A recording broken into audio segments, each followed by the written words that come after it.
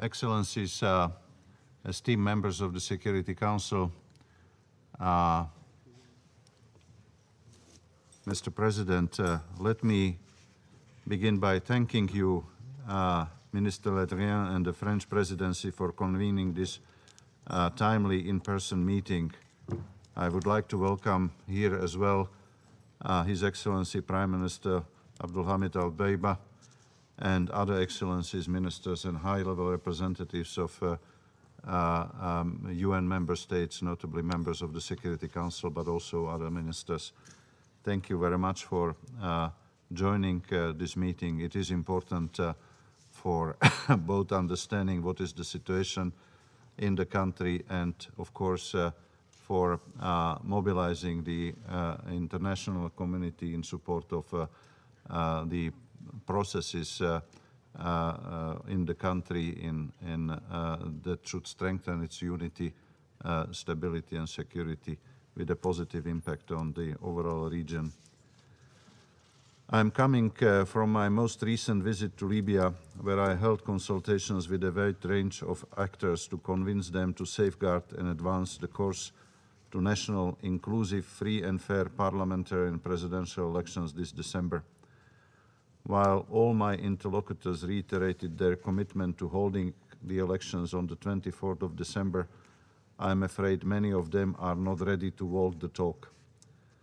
I reminded them of the overwhelming demand and expectations of the Libyan people and of the international community for the elections on time, necessary to complete Libya's democratic transition and avoid a return to conflict, violence and chaos.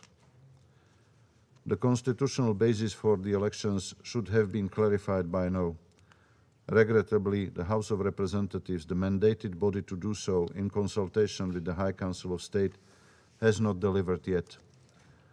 Last week, a new committee of the House of Representatives was established to prepare electoral laws for holding the elections on the 24th of December and requested UN support.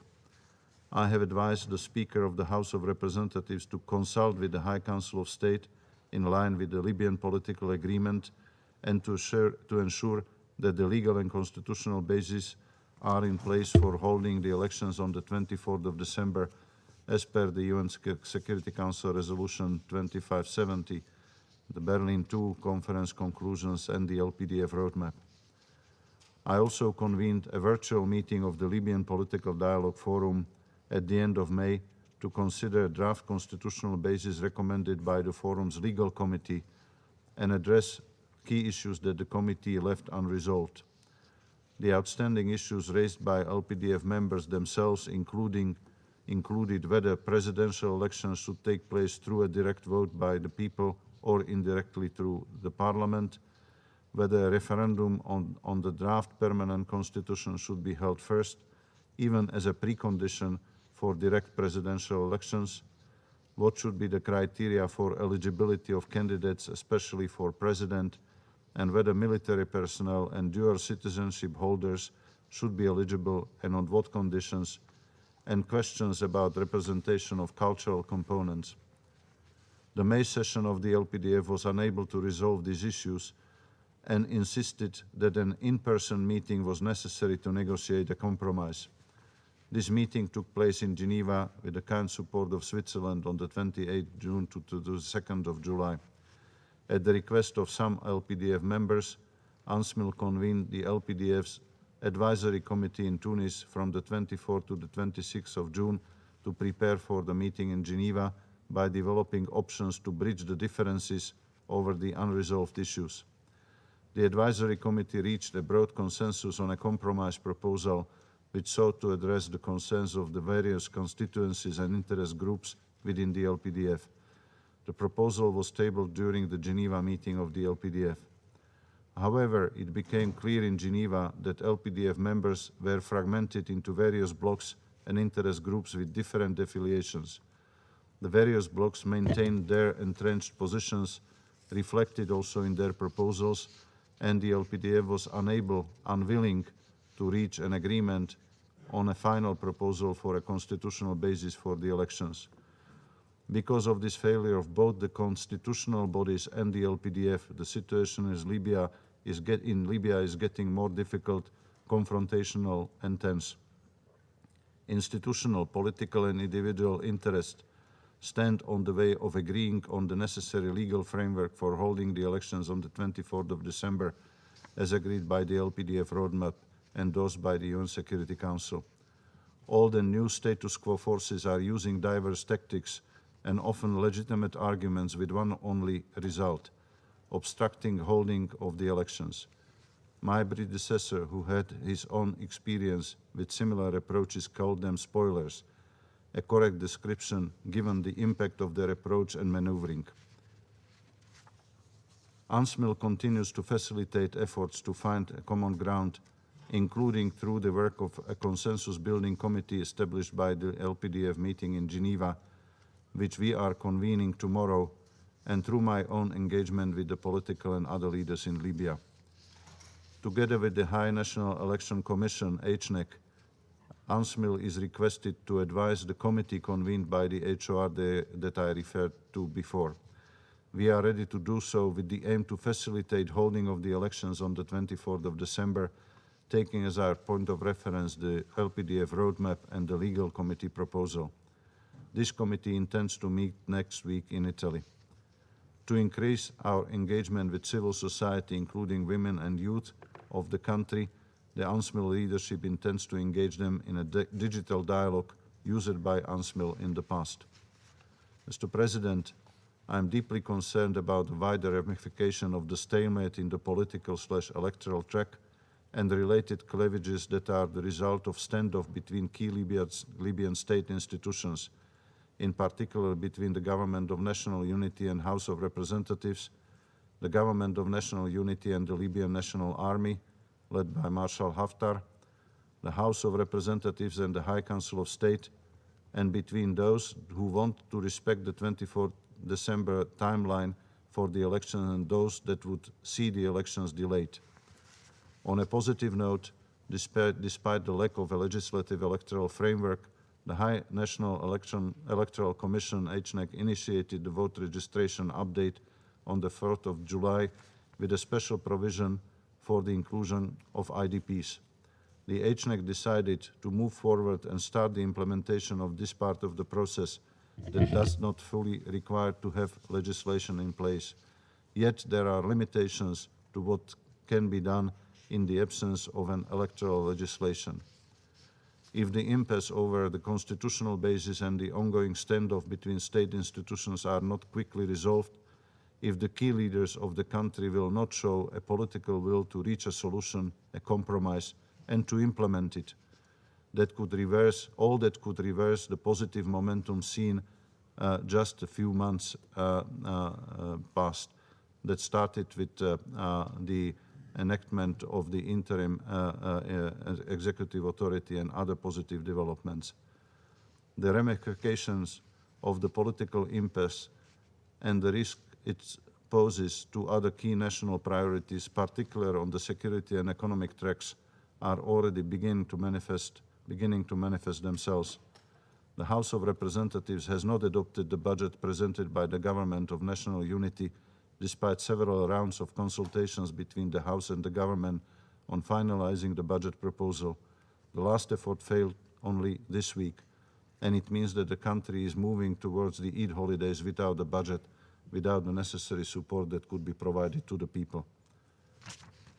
The House of Representatives and the High Council of State have not up until now agreed how to proceed on the appointments to sovereign positions, despite several meetings facilitated by Morocco. The Libyan National Army has not allowed the Government of National Unity to extend its authority to the areas it controls.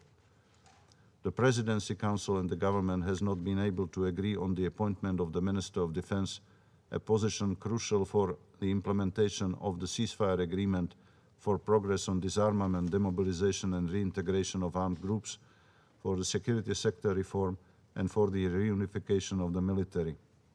And recently, the 5+5 Joint Military Commission postponed the reopening of the coastal road to connect the eastern and western parts of the country to protest the failure to take decisions that would facilitate the holding of the elections on time, to protest the stalemate on the withdrawal of mercenaries, foreign fighters and foreign forces. They have also complained about the failure by the government of national unity to pay salaries of the opposing forces and fighters. If not addressed, all that could cause the suspension of participation of any of the two parties in the JMC that otherwise keeps demonstrating the exemplary unity, patriotism and leadership in taking steps to implement the ceasefire agreement. Mr. President, I am concerned that although the ceasefire agreement continues to hold, notwithstanding minor clashes between armed groups and criminal gangs, the unity of the JMC and implementation of the agreement could unravel if the political process remains stalled. The JMC has a vital role in the implementation of the ceasefire agreement, and its achievements have previously paved way to political progress. Every effort must therefore be made to preserve its unity and to insulate its work from the detrimental effects of the political stalemate and the standoff between Libya's main political actors. The United Nations will continue to support the implementation of the ceasefire agreement in Libya. In line with the Security Council Resolution 2517, preparations are ongoing for the deployment of an UNSMIL ceasefire monitoring component in support of the Libyan-led, Libyan-owned ceasefire monitoring mechanism. A secretariat is currently preparing for the first phase of deployment of ceasefire monitors, including with the recruitment of personnel and procurement of enabling elements. The Secretariat will then reach out to Member States regarding support for the full deployment of the UNSMIL ceasefire monitoring component once the necessary financial resources have been secured. However, there is no clarity yet on when the Libyan component of the mechanism will be in place. The government and the 5+5 JMC have also at times indicated that the main task of the UN component should be to monitor the withdrawal of mercenaries and foreign fighters rather than patrolling to verify compliance with the ceasefire agreement. The reopening of the coastal road is an essential step for ceasefire implementation. On the 8th of June, the Presidency Council issued an order to the commander of this Sir Jafra operations room to relocate its armed groups, a necessary step prior to the reopening of the road. This provided impetus for a JMC meeting in Sirte from the 19th to 22nd of June to discuss preparations for a safe opening, and a further meeting was to follow on the 5th of July to discuss final arrangements. However, the meeting was postponed by the Eastern delegation of the JMC in reaction to the LPDF meeting and what they saw as attempts by certain blocs to postpone the elections. I stressed to the JMC the importance of moving ahead with opening of the coastal road, as not doing so would serve the interests of spoilers.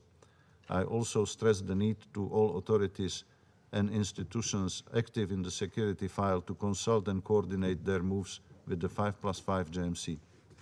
The continued presence of foreign forces and mercenaries and foreign fighters also threatened the ceasefire. It is imperative that Libyan and international actors agree on a plan to commence and complete the withdrawal of mercenaries and foreign forces.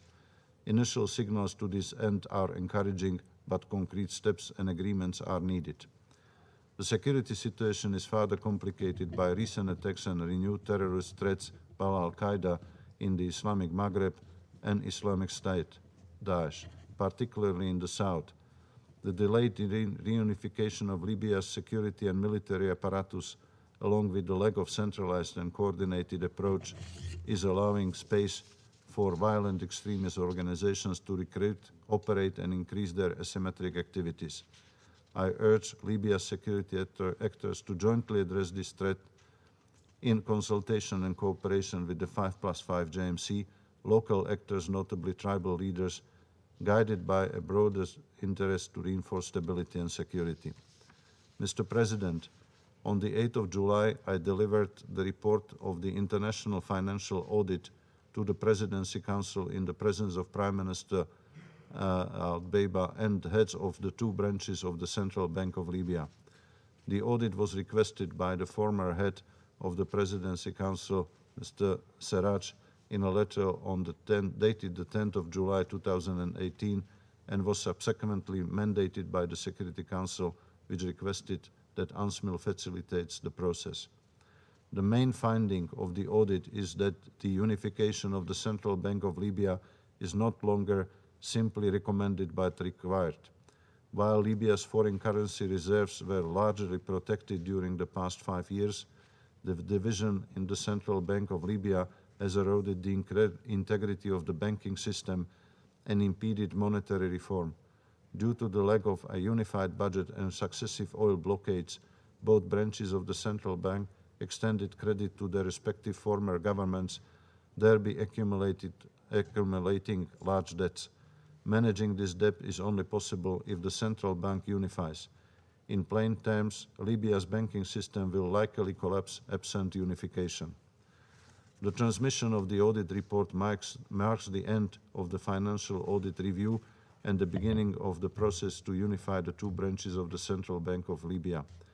This is my hope that the international community can support this process as it moves forward with the framework of the Berlin process. Mr. President, on the 31st of May, the Presidency Council launched a series of workshops to develop a legal framework and structure for the Libyan High National Commission for Reconciliation, with participation from the African Union, UNSMIL, the Ministry of Justice, as well as legal experts and representatives of internally displaced persons. The United Nations and the African Union are supporting initiatives planned by the Presidency Council, including meetings with tribal and local community leaders, women and youth. Advancing these initiatives is essential for laying the groundwork for a longer-term national reconciliation process based on a clear accountability, as well to promote unity and social cohesion ahead of the December elections. Excellencies, Mr. President, the situation of migrants and refugees in Libya remains dire as the number of people attempting to cross the Mediterranean continued to increase in the first 5 months of 2021. By the 26th of June, the Libyan Coast Guard intercepted and returned to Libya 14,751 migrants and refugees, exceeding the total number of all returnees that was reached in 2020. As a result, there is a dramatic growth in numbers of migrants and refugees arbitrarily detained in official detention centers without judicial review and frequently held in inhuman conditions. As of the 21st of June, an estimated 6,377 migrants and refugees were arbitrarily held at official detention centers across the country, and a 550% increase since January 21. These developments have significantly increased human rights, humanitarian and protection concerns. UN and other agencies continue to face restrictions from Libyan authorities on humanitarian access and access for human rights monitoring to detention centers. We again urge the government to swiftly approve the resumption of UNHCR and IOM facilitated humanitarian evacuation and voluntary resettlement and return flights and departures of migrants and refugees from Libya. Some 6,000 people have so far registered for such departures that have been blocked for several months. In June, UNSMIL received yet more shocking reports of sexual violence against girls and boys in official detention centers for migrants. Such acts might constitute crimes under both international and national law. I reiterate that Libya is not a safe port for disembarkation of migrants and refugees. Member states who support operations to return individuals to Libya should revisit their policies, bearing in mind that migrants and refugees continue to face a very real risk of torture and sexual violence if returned to Libyan shores. Member states with influence must do more to prevent these crimes. I encourage those who provide support to Libyan security agencies alleged to be involved in these violations to shoulder their responsibility and take all feasible measures to prevent such egregious conduct. Mr. President, the overall humanitarian situation has seen some improvement since the ceasefire agreement in October last year, with more displaced people returning to their areas of origin. The number of internally displaced persons decreased to an estimated 224,000 persons, marking a 19% reduction since February. But serious challenges remain in ensuring that returnee population populations have adequate and sustained access to basic services, such as healthcare and education facilities, with primary infrastructure still urgently requiring rehabilitation. All that is happening under a very heavy COVID situation.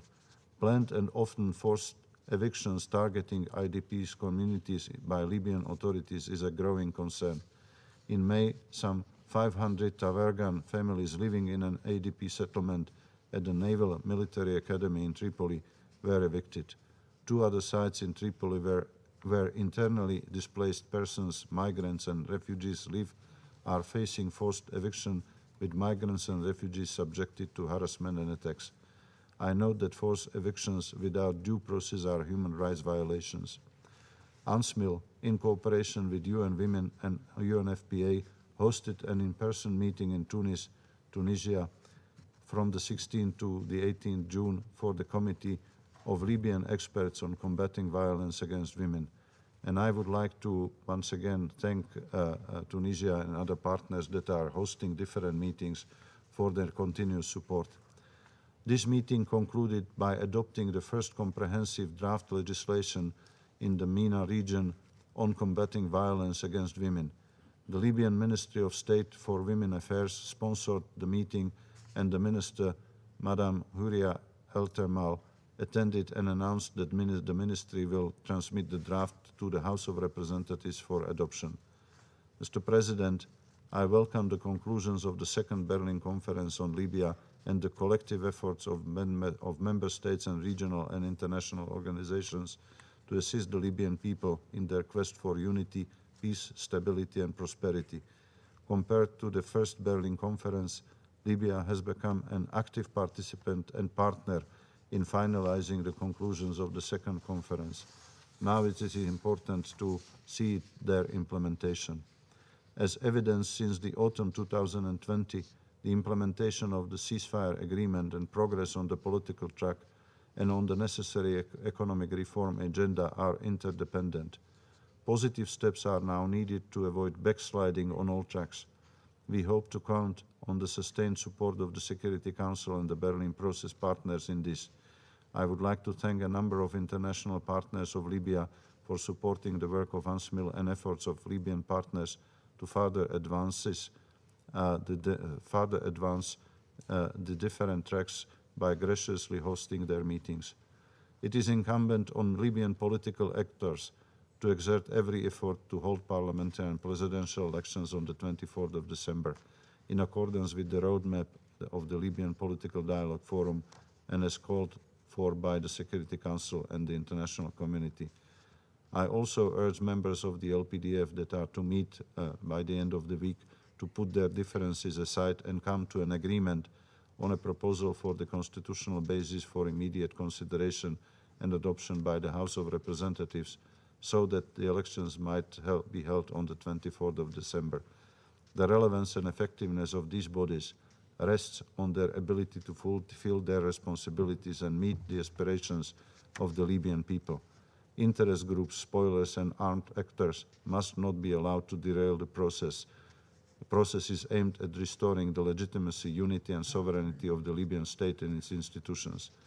Here the international community might have a special role in line with the UN Security Council resolutions 2570 and 2571 to hold the spoilers to account. Thank you for your attention.